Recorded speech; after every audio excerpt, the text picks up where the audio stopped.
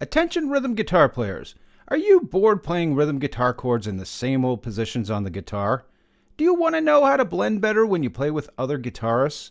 I'm Jim Britton and I'm going to teach you all about the DAF guitar trick. In this video, we're going to learn how to play partial chords and learn about how to use these shapes in a simple 1-4-5 progression. Then we're going to identify how to play these partial major chords in any key using the A shape, the F shape, and D shape chords. That's why we call it the DAF guitar trick.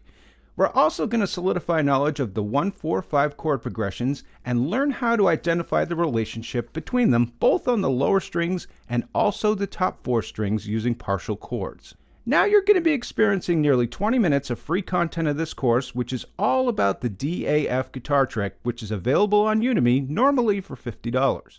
But with this coupon that you'll see in the description, you can get this course for $10 today. And this will give you access to the full 60-minute HD video where you can learn the complete process, even the advanced skills. It's only $10. But first, this free video will give you a lot of what you will need to start. So I hope you really enjoy this. Enjoy learning this. This is going to be a game changer for you.